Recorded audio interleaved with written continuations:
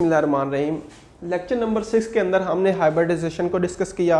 Hybridisation का background लिया कि वो क्यों कार्बन जो कि डाइवेलेंट था वो टेट्रावेलेंट है, वो उसको कैसे हाइब्रिडाइजेशन एक्सप्लेन करती है। देन हमने उसकी एक टाइप को डिस्कस किया था sp3 को, जो कि हमें पता है अल्केन जितने भी हैं जिनमें कार्बन कार्बन सिग्मा बॉन्ड है वो आपके sp3 हाइब्रिडाइजेशन शो करते हैं। उसके बाद अब लेक्चर नंबर 7 में हम देखने जा रहे हैं दूसरी टाइप जो दो रह गई हैं, sp2 और sp हाइब्रिडाइजेशन। अब हम बात करते हैं sp2 हाइब्रिडाइजेशन की। sp2 हाइब्रिडाइजेशन का मीनिंग क्या है? इसका मीनिंग यही है कि एक s का s ऑर्बिटल एंड p के 3 में से 2 ऑर्बिटल आपस में इंटरमिक्स हो रहे हैं और एक नई टाइप का ऑर्बिटल बना रहे हैं जिसको हम हाइब्रिड ऑर्बिटल कहते हैं।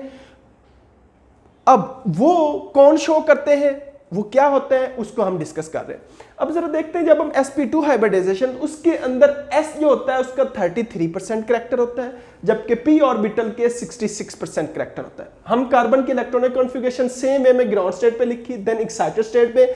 एक्साइटेड स्टेट के अंदर s में से ऑर्बिटल में से इलेक्ट्रॉन जंप करके 2pz में चला गया, जबकि हाइब्रिड स्टेट में जब हम बात करते हैं तो जब हम sp2 हाइब्रिडाइजेशन की बात करते हैं तो चौथा जो आपका 2pz ऑर्बिटल है ये अनहाइब्रिडाइज्ड रहता है, यानी कि 2p के px py और s का एक ऑर्बिटल इंटरमिक्स होते हैं और 3 ऑर्बिटल चूंकि ये बन रहे हैं तो नए हाइब्रिड ऑर्बिटल भी कितने बनाएंगे, 3 बनाएंगे।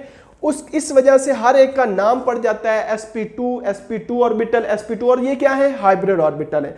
जब हम इनकी बात कर रहे हैं कि इनकी शेप कैसी होगी, जब हम इनकी शेप ड्रा करते हैं तो इनकी शेप कुछ ऐसी होती है, यानी कि इनकी शेप ट्राइगोनल प्लेनर होती है, एंगल इनके दरमियान 120 का होता है। अब हाँ, मैंने पहले ही बताया था कि hybrid orbital always form a sigma bond, यानी कि जो हेड टू हेड ओवरलैपिंग से बनेगा वो सिग्मा, जो साइड बाय साइड ओवरलैपिंग से बनेगा वो पाई बॉन्ड। ये साइड बाय साइड ओवरलैपिंग से बन रहा है जो कि 2p अनहाइब्रिडाइज्ड था, उसको मैंने शो किया। ये जो हमेशा बनाएगा ये आपका पाई बॉन्ड बनाएगा, जबकि हाइब्रिड ऑर्बिटल ऑलवेज आपका सिग्मा बॉन्ड बनाएगा। तो ये क्या है, sp2 हाइब्रिडाइजेशन है। अब बात कर लेते हैं sp हाइब्रिडाइजेशन की। sp हाइब्रिडाइजेशन क्या मतलब, यानी कि एक s ऑर्बिटल और p का ओनली एक ऑर्बिटल इंटरमिक्स होगा और ये दोनों की एनर्जी डिफरेंट है, शेप डिफरेंट है, ये नया ऑर्बिटल बनाएंगे जिसको sp हाइब्रिड ऑर्बिटल कहेंगे।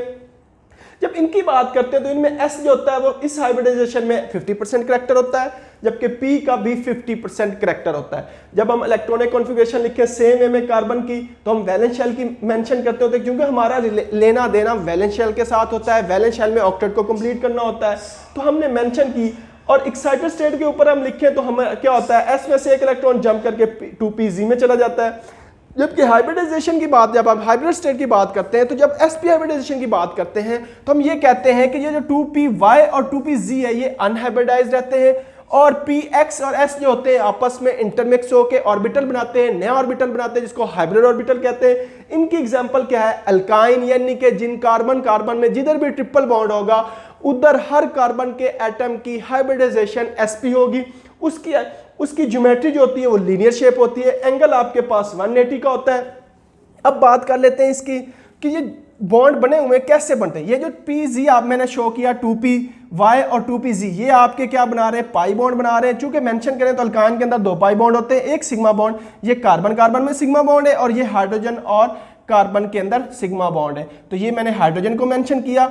अब इस तरह हम कह सकते हैं कि अल्काइन के अंदर 2 पाई बॉन्ड बन रहे हैं कार्बन कार्बन और एक सिग्मा बॉन्ड, और दूसरा सिग्मा बॉन्ड किधर बन रहा है, हाइड्रोजन के साथ बन रहा है, और इनके दरमियान जो एंगल होगा 180 का होगा। आपकी ज्योमेट्री या शेप आपकी क्या होगी, लीनियर शेप होगी। तो इस तरह हमारा हाइब्रिडाइजेशन का लेक्चर जो है वो कंप्लीट हुआ। कल हाजिर होते हैं अगले लेक्चर के साथ। स्टे होम, स्टे सेफ, खुदा हाफिज।